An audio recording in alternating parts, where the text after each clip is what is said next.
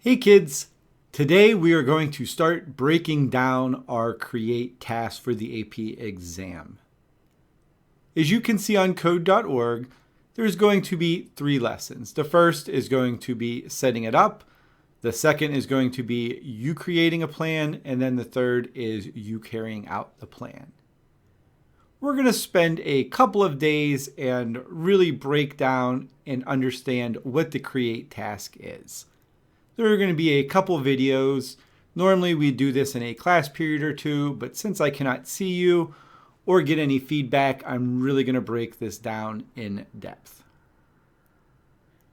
Because I'll be going so in depth, I'm also going to break these down into smaller videos. Hopefully that'll be helpful to you, and ultimately we'll get you a 5 on the exam. Let's go ahead and look at our first lesson here. So as you can see, there's a bunch of things in this lesson. And really, this video is just going to cover this first part here. We're going to spend the next video talking about the rubric. The rubric is probably one of the most important parts to understand. We're going to spend a whole video on that because if you understand the rubric, you understand what your code needs to have in order to get a 5. And again, we will take care of that in a separate video. But today, what we're really going to do is just understand what the create task is and what it's asking for us. So what is the create task? Well, it's essentially doing what we've been doing for the last 2.5 months, coding. This time though, you're going to create your very own custom code, and it's going to have some very specific things in it. And again, we're going to cover that a little more in another video. So if you look here, you are going to see that you're supposed to have 12 hours of class time in order to complete this. Since I can't give class time, we're just going to assume 1 day equals 1 hour. And that means we're going to really work on this for 12 days once we start. Now, what are you going to have to do in that time? Well, you're going to have to do 3 things. First, you're going to have to come up with your own original program. And we're going to talk about this a lot, but just so you hear it and you keep hearing it, you cannot do any of the lessons that was done on code.org. That means you cannot do any of the clicker games, you can't do the spray paint or any of that. Now, you can use elements of it, but it has to be something completely original. And that's one thing as somebody who scores these tests, they beat into our head. So again, this has to be an original program that is not something you've done on code.org. Now let's take a second and talk about the coding part. There are some of you in there who have might done some coding in the past or are more comfortable with some other programs. You do not have to use the code.org JavaScript. You can use any kind of coding program you want. In our programming class here, we teach Scratch, we teach Alice, and we teach some basic Python. If those 3 languages are a little more of interest for you, you are more than welcome to use that language or any other language out there. The specific language type isn't what you're being tested on, the actual coding is. So any program that codes, that will be fine. If you are using something else though, I would ask that you just check with me so we can talk about it, just so I know you are doing everything correctly. Once you develop your code, you're going to have to make a video of your program running. This could be through screenshot, this could be through just filming it on your phone onto the computer. Just as a note on here, the quality of it does not matter. It just matters that it can be seen. So as long as you could read it or see it, even if it's in 480 or 320, that's fine. It doesn't have to be in 4K Ultra for it to be turned into. It just has to be like anything else, legible. That means you can read what's on the screen and see what's on the screen. This one I used to cover a little more in depth, but considering the last month, this is pretty much how we've been living. This one should be a little easier for you. Finally, we're going to have another 1-pager that goes along with this. And much like our explore task, there are very specific things that need to be answered, and that goes along with the rubric. This part again, we will spend an entire video just talking about that, so do not worry. So what is the heart of the create task? Well, it's really you developing a program that solves a problem or has some interest to you. And this is really going to be helpful if you pick something that you have an interest in. Don't just do something because, oh, that might be easy. The more complex this program is, the more chance you have of receiving all of your credit. Now let's talk about this program code here for a second though.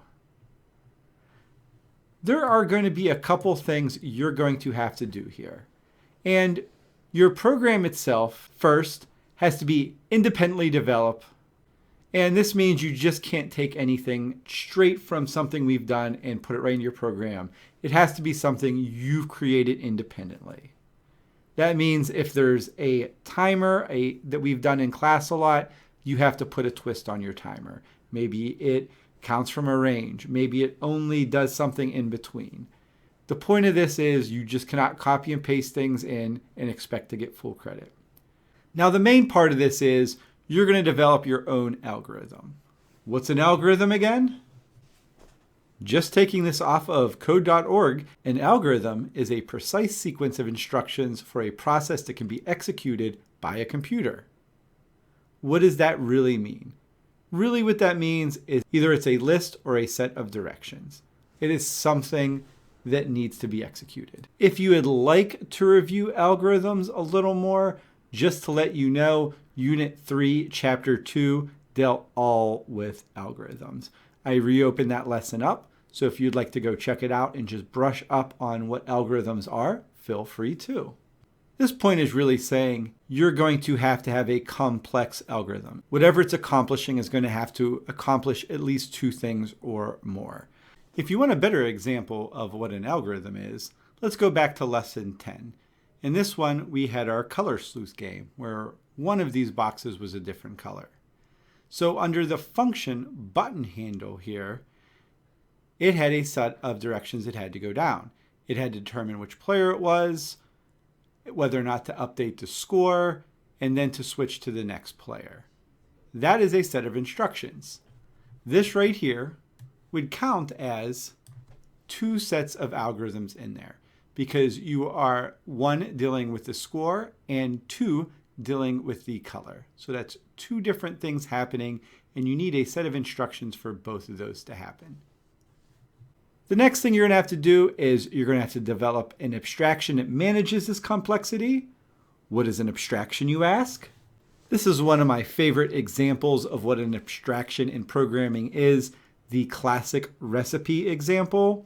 So an abstraction is really just taking something that is really complex and boiling it down so it's something easy we can understand. Here you can see our first recipe for our pea soup, which I'd like to add is super gross. You can see how long it is, how many lines of code. But our second recipe, look how much easier it is. This would be an example of an abstraction here. This entire thing, we only need to call button handle. We don't need to program that whole thing in there. So that would be an example of an abstraction. Again, you're going to create a video of all of this happening that demonstrates its functionality. You are going to do another one-pager, and you have to submit your entire code to code.org. You're going to do this all on your digital portfolio through the AP College Board. Again, there will be a video just on submitting it. There are going to be some requirements for your program. This one, first one, really just says your program should be a little more complex and it should have a math feature in it. Those are any of our operators, greater than, less than, adding, any of those things. So it's very important that those make it into our program one way or another. Really, your program requirements here are saying your program must use some mathematical or logical concepts. These are numbers, variables, and Boolean expressions. Anything math-wise pretty much falls in this. As you see in the next bullet points, it really says You must use math and logic concepts in your program. And it reiterates you have to have 2 algorithms into a larger algorithm, and you have to have some abstraction in there. So again, that's just saying the same thing over and over. Much like the Explore task, there are some very specific requirements in submissions. These, just very briefly, your video cannot be longer than a minute, cannot exceed 30 megabytes. As you know, that's a very small file. Your written response here, there is going to be the same type of outline. You're going to have to answer a couple of questions, and you cannot exceed 750 words in answering those questions. So just 2 notes there, very similar to our Explore task. On the one-pager, what it's going to ask is the following questions. Just to show you how close the one-pager is to the Explore task, here is the template that I will provide to you later in the lesson. 2A for this one is going to be provide a written response or audio narration in your video that identifies the programming language, identifies the purpose of your program, and explains what the video is illustrating or what's happening in your video. This cannot be more than 150 words. So you have to be very, very concise.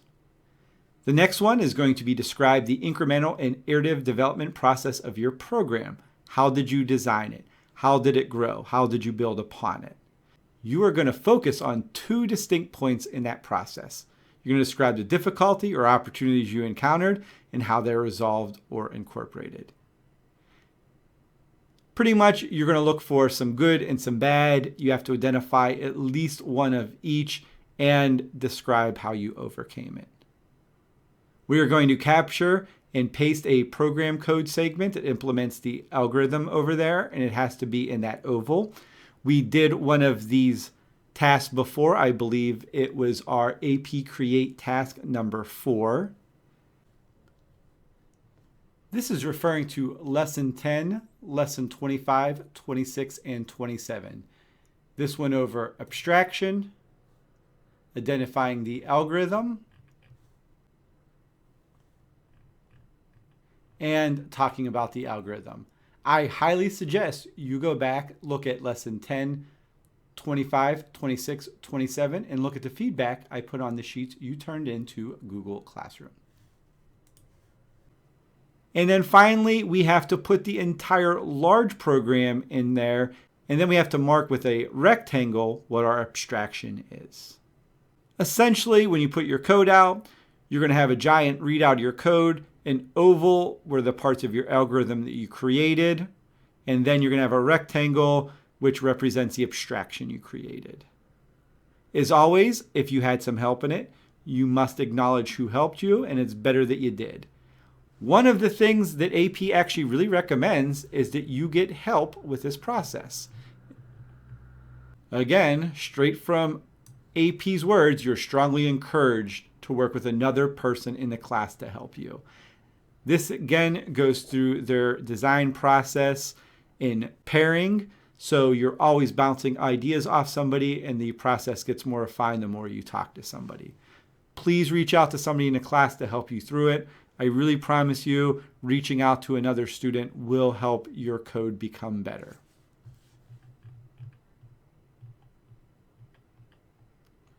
When we get into lesson 2, we're really going to talk about preparing and finally some of the completing parts here.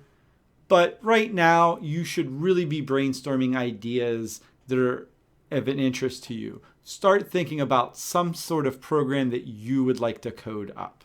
The timeline is going to be very different from here. Essentially, we have until May 26th at midnight to turn in our tasks. As I noted before, since there is no test and you are being solely graded on the performance and the create task, you are allowed to go back and change or look at your explore task. Both of those have to be turned in by that May 26th midnight deadline. This create task we're doing now is 60%.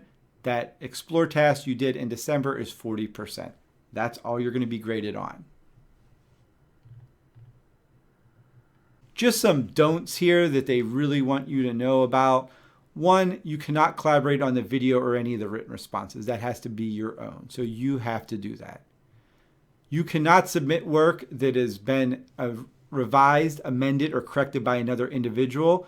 This is work for you to do. There's an exception for anything that you cite in there, but again, this work has to be your own.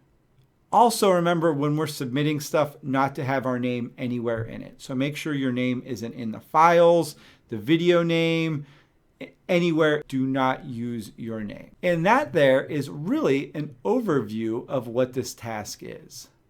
So we're really going to be working on a custom program that is our own original design. It's going to have a large algorithm that is going to combine two other algorithms within it, and you have to have some sort of abstraction in your code. In addition, your code has to have some sort of mathematical or logical function components towards it. Our next video is really going to break down the rubric, and we're going to take time to really understand what exactly they're asking out of our code. After that, we're going to look at some examples of previous submissions, and then we're going to start talking about planning.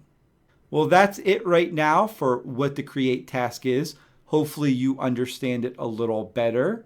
If you do not, please send me an email or let me know and we can talk about it. I'll see you in the next video.